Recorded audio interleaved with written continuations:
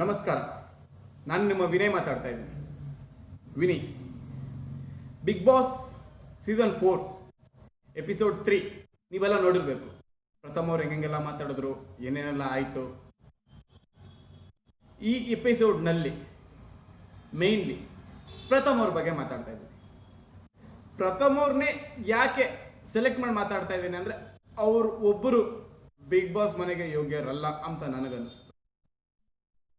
ಯಾಕಂದ್ರೆ ಅಲ್ಲಿ ಅವಶ್ಯಕತೆನೇ ಇಲ್ಲ ಅವ್ರು ಮಾತಾಡಬೇಕಾಗಿರೋಂಥದ್ದು. ಸುಮ್ಮನೆ ಯಾವುದೋ ಒಂದು ವಿಚಾರವಾಗಿ ಎತ್ತು ಅದು ನನಗೆ ಎಲ್ಲ ಗೊತ್ತಿದೆ ಅಂತ ಸುಮ್ಮನೆ ಮಾತಾಡ್ತಾ ಇದ್ದಾರೆ. ಅಲ್ಲ, ಅಷ್ಟು ಅವಶ್ಯಕತೆ ಇಲ್ಲ, ಅದು ಅವರಿಗೂ ಗೊತ್ತು.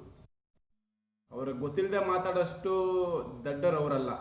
ಮಾಳವಿಕ ಅವರು ಒಂದು ಮಾತು ಹೇಳಿದ್ರು, ನಿಮಗೆಲ್ಲ ಗೊತ್ತಿರಬೇಕು, ಅವನಷ್ಟು ಮೂರ್ಖನಲ್ಲ, ಬೇಕು ಅಂತ ಮಾಡ್ತಾ ಇದ್ದಾನೆ, ಸುಮ್ಮನೆ ಮಾತಾಡ್ತಾ ಇದ್ದಾರೆ.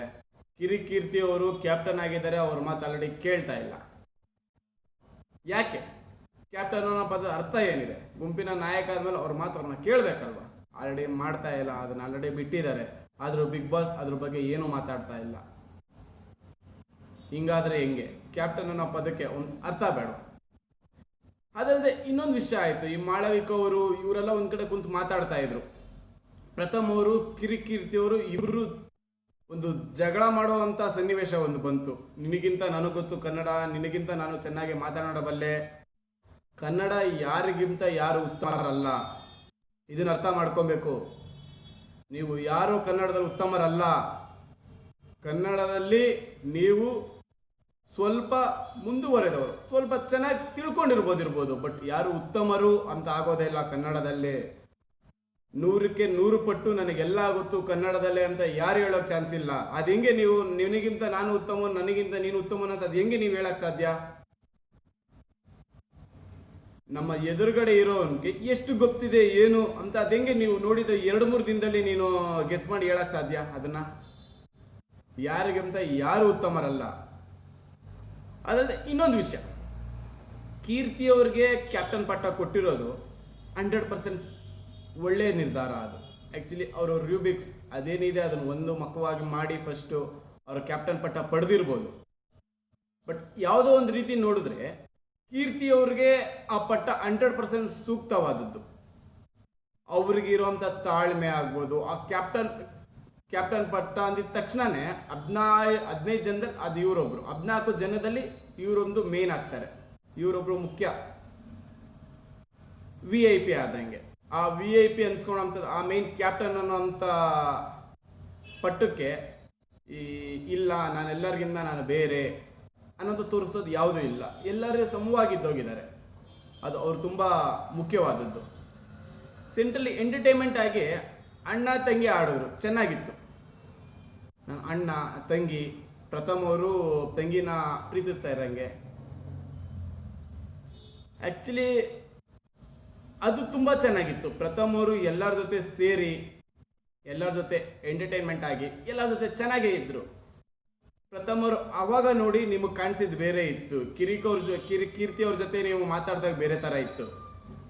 ಸರಿ, ಕೀರ್ತಿ ಕುಮಾರ್ ಅವ್ರ ಜೊತೆ ಮಾತಾಡೋದು ಬೇರೆ ಥರ ಇತ್ತು.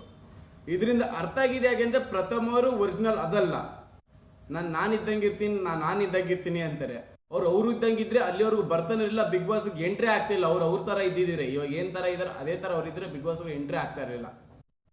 ಕೊನೆ ಸೀಸನ್ ಹುಚ್ಚ ವೆಂಕಟ್ ಅವರಿದ್ದರು, ಅವರಿದ್ದಂಗೆ ಇದ್ದರು. ಆದರೆ ಇವ್ರು ನಾನಿದ್ದಂಗಿದ್ದೀನಿ ಅಂತ ಸರಿ ಸರಿ ಹೇಳ್ಬೋದು, ಬಟ್ ಅವರಿದ್ದಂಗಿಲ್ಲ. ಮಾಳವಿಕ ಅವರು ಒಂದು ಪ್ರಶ್ನೆ, ಹೌದು ಇವರೆಲ್ಲ ನಿಜ ಹೇಳಿದ್ರು, ಕರೆಕ್ಟ್ ಅವರೇ ಅದು ಅಂತ. ಆಗ ಪ್ರಥಮ್ ಅವರು ಒಂದು ಮಾತು ಹೇಳಿದ್ರು. ಆಗ ಮಾಳವಿಕ ಅವ್ರಿಗೆ ಬೇಜಾರಾಗಿ ಒಂದು ಮಾತು ಹೇಳಿದ್ರು, ನಿಮಗೆಲ್ಲ ನೆನಪಿರ್ಬೇಕದು. ಒಂದು ಮಾತನ್ನು ಹೇಳುವಾಗ ಭಾಷೆ ಮೇಲೆ ಪ್ರೀತಿ ಇದ್ರೆ ಮಾತ್ರ ಸಾಲದು, ಸಂಸ್ಕೃತಿ ಸಂಸ್ಕಾರನೂ ಇರಬೇಕು. ಅದು ಒಂದೇ 1% ಇಲ್ಲ ಪ್ರಥಮ್ ಅವ್ರಿಗೆ. ಇದ್ರೆ ಆ ಥರ ಮಾತಾಡೋದೇ ಇಲ್ಲ. ಮುಂದೆ ಒಬ್ರು ಲೇಡೀಸ್ ಏನಿದ್ದಾರೆ ಅವ್ರ ಮುಂದೆ ಹೆಂಗಿರ್ಬೇಕು ಅದೇ ಇರಬೇಕು. ನೀವಿದ್ದಾಗ ನೀವು ಹೆಂಗಾದ್ರಿ ಇರ್ರಿ, ಅದು ನಿಮ್ಮ ಪ್ರೈವೇಟ್, ನೀವು ಹೆಂಗೆ ಇಷ್ಟ ಬಂದಂಗೆ ಇರ್ರಿ. ಬಟ್ ಮುಂದೆ ಅವರಿದ್ದಾಗ ಮಾಳವಿಕ ಅವರಷ್ಟು ದೊಡ್ಡ ವ್ಯಕ್ತಿಗಳು ಅವ್ರ ಮುಂದೆ ಮಾತಾಡೋವಾಗ ತಗ್ಗಿ ಬಗ್ಗಿ ಸಂಸ್ಕೃತಿ ಸಂಸ್ಕಾರ ಅವ್ರು ಹೇಳ್ದಂಗೆ ಅದನ್ನ ಪ್ರತಿಪಾಲಿಸಲೇಬೇಕಾಗತ್ತೆ ನೀವು. ಹೆಣ್ಣು ಮಕ್ಕಳಿಗೆ ಗೌರವ ಅಂತೂ ಕೊಡಲೇಬೇಕಾಗತ್ತೆ. ನೀವೇನಾದರೂ ಆಗಿರ್ರಿ, ನೀವೇನಾದರೂ ಮಾಡ್ತಾ ಇರ್ಬೋದು, ಇದಕ್ಕೆ ಮುಂಚೆ ನೀವು ಏನಾದರೂ ಆಗಿರ್ಬೋದು, ಮುಂದಕ್ಕೆ ಏನಾದರೂ ಆಗಲಿ, ನೀವು ಹೆಣ್ಣು ಮಕ್ಕಳಿಗೆ ಗೌರವ ತುಂಬ ಮುಖ್ಯ. ಹೆಣ್ಣು ಮಕ್ಕಳಿಗೆ ಗೌರವ ಇಲ್ಲದೆ ಇದ್ರೆ ನಿಮ್ಮ ಮುಂದೆ ಆಗುವಂಥ ನಿಮ್ಮ ಪರಿಸ್ಥಿತಿ ನೀವೇ ಗೆಸ್ ಮಾಡೋಕ್ಕಾಗಲ್ಲ, ಅಲ್ಲಿವರೆಗೂ ಹೋಗುತ್ತೆ. ಅದಲ್ಲದೆ ಈ ಸರಿ ಬಿಗ್ ಬಾಸ್ ಅಲ್ಲಿ ನೀವೆಲ್ಲ ಯೋಚನೆ ಮಾಡ್ಬೇಕಾದ ವಿಷಯ ಏನು ಅಂದರೆ, ಲಾಸ್ಟ್ ಸರಿ ಅದು ಕೊನೆ ಸರಿ ಏನೇನಿದೆ ಎಲ್ಲಾದ್ರೂ ಒಬ್ರಿಗೊಬ್ರು ಮುಖ ಪರಿಚಯ ಇರ್ತಾನೆ ಇರಲಿಲ್ಲ. ಇದ್ರೂ ಲಾಸ್ಟ್ ಟೈಮ್ ಅಯ್ಯಪ್ಪ ಅವರು ಮತ್ತು ಪೂಜಾ ಗಾಂಧಿ ಅವ್ರಿಗೆ ಎಲ್ಲೋ 3 ವರ್ಷದಿಂದ ಜಸ್ಟ್ ಒಂದು ಮೀಟಿಂಗ್ ಇತ್ತು ಅಷ್ಟೇ.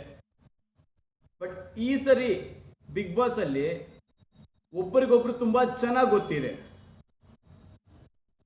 ಈ ಸರಿ ಬಿಗ್ ಬಾಸ್ ಅಲ್ಲಿ ಒಬ್ರಂದ್ರೆ ಇನ್ನೊಬ್ರು ತುಂಬಾ ಈಸಿಯಾಗಿ ಗೊತ್ತಿದೆ. ಅವರವರು ಆಲ್ರೆಡಿ ಒಂದು ಆಗ್ಬಿಟ್ಟು ಅವ್ರು ಆಲ್ರೆಡಿ ಒಂದು ಗುಂಪುಗಾರಿಕೆ ನಡೀತಾ ಇದೆ. ಇದು ಯಾವ ರೀತಿ ಆದ್ರೆ ಸಾಧ್ಯ? ಬಿಗ್ ಬಾಸ್ ಅವ್ರು ಸೆಲೆಕ್ಷನ್ ಮಾಡುವಾಗ ಸ್ಟಾರ್ಟಿಂಗ್ ಹೇಗೆ ಇದನ್ನು ನೋಡದೆ ಮಾಡಿದ್ರ?